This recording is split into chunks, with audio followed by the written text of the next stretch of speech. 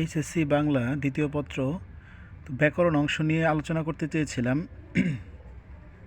তো আজকে ব্যাকরণ অংশের 30 নম্বর নিয়ে একটু বিস্তারিত আলোচনা করব যে কিভাবে আসলে উত্তর করতে হয়।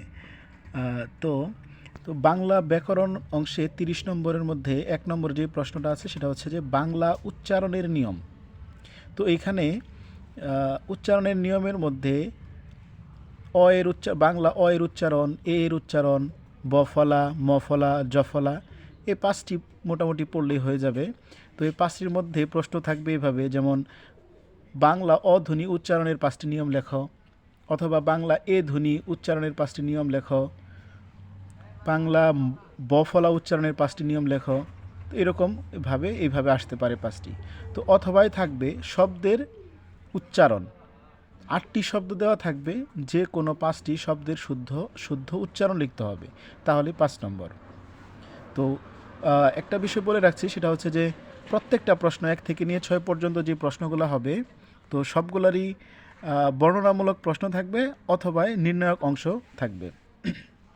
তো 2 নম্বরে আছে বাংলা বানানের নিয়ম। তো এখানে প্রমিত বাংলা বানানের নিয়ম আসতে পারে যে বাংলা একাডেমি কর্তৃক প্রমিত বাংলা বানানের 5টি নিয়ম লেখো। তো যদি এরকম আসে তাহলে আমরা তৎসম ও অতৎসম মিলিয়ে 5টা নিয়ম লিখে দিব, তাহলে আমরা 5 নম্বর পেয়ে যাব। তো এখানে বর্ণনামূলক প্রশ্ন অংশে আসতে পারে নত্য বিধানের 5টি নিয়ম, আসতে পারে সত্য বিধানের 5টি নিয়ম, এভাবে আসতে পারে। তো এই কয়েকটা পড়লেই মোটামুটি হয়ে যায়। তো অথবা অংশে থাকবে বানান শুদ্ধিকরণ, মানে এখানে 8টা ভুল বানান দেওয়া থাকবে, যে কোনো 5টি শুদ্ধ বানান লিখতে পারলেই 5 নম্বর। তো 3 নম্বরে আছে বাংলা ভাষার ব্যাকরণিক শব্দ শ্রেণী। তো এই যে ব্যাকরণিক শব্দ শ্রেণী আছে, এখানে আছে বিশেষ্য, বিশেষণ, সর্বনাম, ক্রিয়া, ক্রিয়া বিশেষণ, আবেগ শব্দ, যোজক, অনুসর্গ। তো এবার যারা 26-এর ব্যাচ আছে, তো তাদের সবগুলোই মোটামুটি পড়তে হবে। তো এখানে আমি যে স্টার মার্ক করে দিয়েছি, বিশেষ করে বিশেষ্য, ক্রিয়া, আবেগ শব্দ, এগুলি বেশি গুরুত্বপূর্ণ। তো এছাড়া এটার অথবায় থাকবে যে ব্যাকরণিক শব্দ শ্রেণী নির্ণয়। যেমন আমি একটা উদাহরণ দিয়ে এখানে দেখিয়ে দিয়েছি, যেমন আসতে পারে যেমন আসলো, যেমন দুঃখ বিনা সুখ লাভ হয় কি মোহিতে।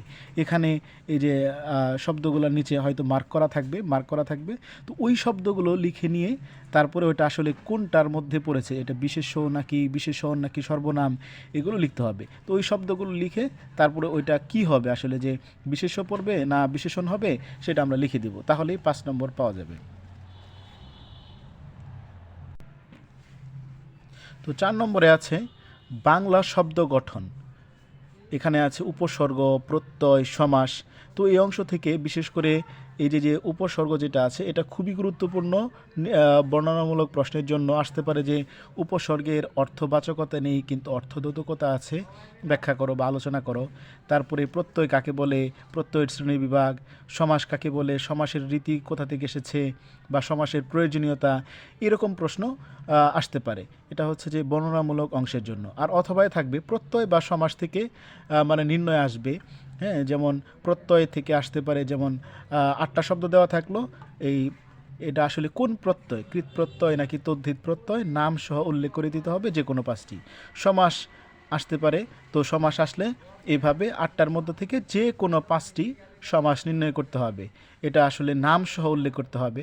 ব্যাস বাক্য আসতে পারে, যে ব্যাস বাক্য সহ সমাস নির্ণয় করো।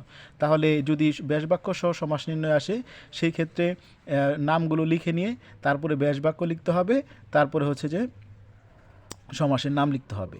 তো 5 নম্বরে আছে বাক্যতত্ত্ব। তো এই বাক্যতত্ত্বের মধ্যে বর্ণনামূলক অংশে আসতে পারে যে বাক্য কাকে বলে, বাক্য কত প্রকার, কি, বা একটি সার্থক বাক্যের কয়টি গুণাবলী থাকা প্রয়োজন, আলোচনা করো।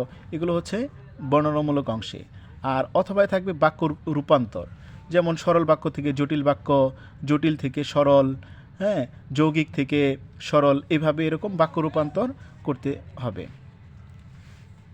তো 6 নম্বরে আছে তো 6 নম্বরে আছে বাংলা ভাষার অপপ্রয়োগ ও শুদ্ধ প্রয়োগ। তো এখানে 8টা দেওয়া থাকবে, যে কোনো 5টি লিখতে হবে। যেমন একটা উদাহরণ আমি দিয়ে দিয়েছি, তিনি সপরিবারে ঢাকা থাকেন। এখানে দেখেন দন্ত স এর নিচে বফলা আছে। এই স মানে হচ্ছে দন্ত স এর নিচে যদি বফলা থাকে তাহলে তিনি মানে এটা বোঝায় মানে নিচ, আর শুধু দন্ত স থাকলে মানে সাথে। তাহলে এই বাক্যের মানে বোঝাচ্ছে যে তিনি নিজ পরিবার নিয়ে ঢাকা থাকেন, অন্য কারো পরিবার নিয়ে হয়তো ময়মনসিংহ থাকেন। তাহলে এটা ভুল কিন্তু। তাহলে এখানে হবে শুধু দন্ত স হবে, যে তিনি শুদ্ধরূপ তিনি সপরিবারে ঢাকা থাকেন। আর অথবায় থাকবে, তো এটা অনুচ্ছেদ আকারে আসতে পারে। এই বাংলা ভাষার অপপ্রয়োগ ও শুদ্ধ প্রয়োগ এটা অথবায় মানে অনুচ্ছেদ আকারে আসতে পারে।